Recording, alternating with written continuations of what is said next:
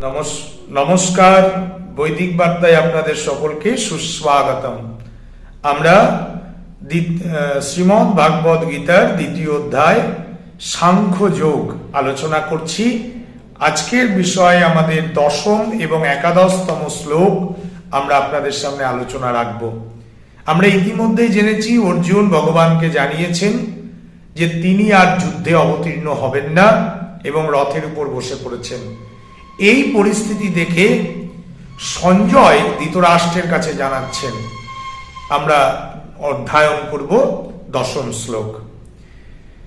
তমুপাচ ঋষিকেশম প্রহসন্নিব ভারত সেনায়োর্ভয়ো মধ্যে বিশিরন্তমিদং বচ।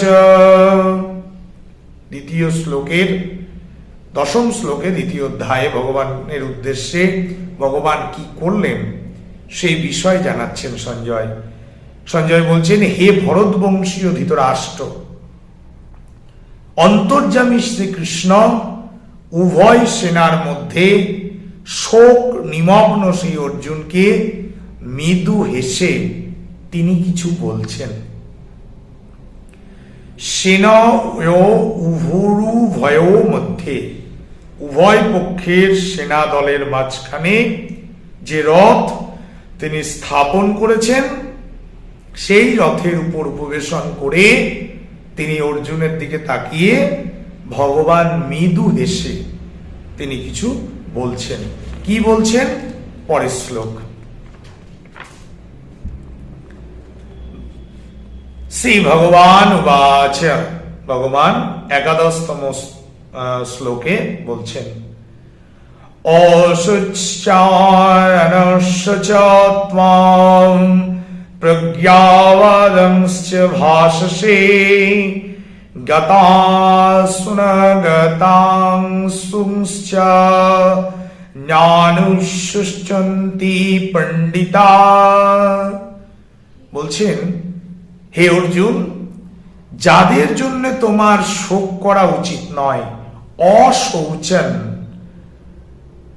তাদের জন্য তুমি শোক করছো আর পণ্ডিতের মতো কথা বলছো, কিন্তু মৃত বা জীবিত পণ্ডিতগণ কারোর জন্যই শোকগ্রস্ত হন না। তুমি পণ্ডিতের মতো কথা বলছো যে আমার পাপ হবে, আমি কিভাবে এদেরকে হত্যা করব, আমার তো এই হত্যা করা উচিত নয়, এই পিতৃব্যগণ বন্ধু বান্ধব এদেরকে হত্যা করবার পর আমার মধ্যে বিষাদ তৈরি হবে, এইসব অনেক বাড়ি বাড়ি কথা তুমি বলছো। আর তুমি কি করছো? তুমি বলছো অসহ্য, তুমি যাদের প্রতি শোক করা উচিত নয় তাদের প্রতি শোক করছো। এখানে দুটি শব্দ পেলাম, গতাসন, অগতাসন, অর্থাৎ যাদের প্রাণ চলে গেছে বা প্রাণ যারা ত্যাগ করেছে তাদের বলা হয় গতাসু, আর যাদের প্রাণ যায়নি তারা হলো অগতাসু। তাদের জন্য পণ্ডিতেরা শোক করেন না। এ কথার দ্বারা ভগবান বলতে চেয়েছেন, তুমি যেমন তোমার পিতা পিতামহ প্রভৃত পরলোকগত পিতৃপুরুষের কথা চিন্তা করছো, যে যুদ্ধের পরিণামে আমাদের কুল নাশ হলে, বর্ণ সংকর হলে আমাদের পিতৃপুরুষগণ নরকে পতিত হবে। আগের অধ্যায়ে আমরা সেই আলোচনা দেখেছি, অর্জুন সেই বিষয়ে জানিয়েছেন। আমাদের পিতৃপুরুষগণ নরকে পতিত হবে স্বাভাবিকভাবে। বর্তমানে অবস্থিত বন্ধু বান্ধবদের জন্য তুমি চিন্তা করছো, এরা সব না থাকলে আমি রাজ্য সুখাদি ভোগ নিয়ে কি করব? কুল নষ্ট হলে নারীরা ভ্রষ্ট হবে। পণ্ডিতগণ এই সব চিন্তা করেন না, কারণ পণ্ডিতদের দৃষ্টিতে একমাত্র সচ্চিদানন্দ ব্রহ্মই নিত্য সৎ বস্তু, তার থেকে ভিন্ন কোনো বস্তু নেই। তিনি সকলেরই আত্মা, তার কখনো কোনো প্রকার বিনাশ হতে পারে না। শরীর অনিত্য, সর্বদা তা থাকা সম্ভব নয়। আত্মা এবং শরীরের সংযোগ বিয়োগ ব্যবহারিক দৃষ্টিতে অনিবার্য হলেও প্রকৃতপক্ষে তা স্বপ্নের মতোই কল্পিত। কত বড় ব্যাখ্যা ভগবান দিচ্ছেন যে জাগতিক জগতে একমাত্র সচ্চিদানন্দ পরম ব্রহ্ম, তিনিই নিত্য। আমরা প্রত্যেকেই আমাদের শরীরের দেহাতিরিক্ত যে আত্মা, সে আত্মা পরমাত্মার অংশ। আর আমরা কালের নিয়মে শরীরের সাথে আত্মার সংযোগ হয়েছে, আমরা ভূমিষ্ঠ হয়েছি। শরীর থেকে আত্মা যখনই বিচ্ছিন্ন হবে, আমার এই শরীর রূপ খাঁচা এ পৃথিবীতেই পড়ে থাকবে।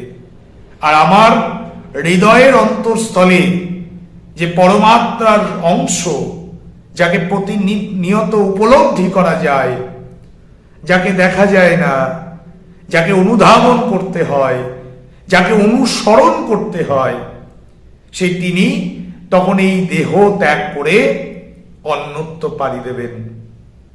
তাই তুমি যাদেরকে নিয়ে শোক করছো, এটাই স্বপ্নের মতোই মনে হবে। ঘুম ভাঙলে আমরা যেমন স্বপ্ন থেকে হুট করে বাস্তবিক জগতে যখন পৌঁছায়, আমাদের বাহ্যিক জ্ঞান কিছুটা হলেও আশ্চর্যের পরিণত হয়, ঠিক সেই রকম। তাহলে তুমি কেন শোক করছো? যারা মারা গেছেন আর যারা জীবিত আছেন, এরা সবটাই অনিত্য। নিত্য পরম ব্রহ্ম, তিনিই হলেন একমাত্র নিত্য। তিনি সৎ, চিৎ এবং আত্মা স্বরূপ। তিনিই পূর্ণ ব্রহ্ম, আর আমরা তার অংশ। সুতরাং তুমি পণ্ডিতের মতো কথা বলছো, আবার তুমি পণ্ডিত হয়েও আমার তো মনে হচ্ছে তোমার এই কথায় পণ্ডিতের লেশ মাত্র নাই।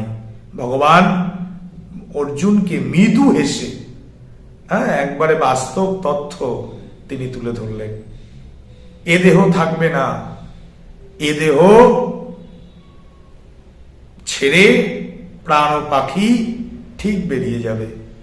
তাই এটা দর্শনে আছে, ভূত চৈতন্যবাদ আমরা যদি পড়ি, পঞ্চভূত থেকে কিভাবে আত্মার সৃষ্টি, এবং আত্মা অবিনশ্বর, আত্মার সৃষ্টি নেই, আত্মার ধ্বংস নেই, আত্মাকে ছেদন করা যায় না, আত্মাকে দহন করা যায় না।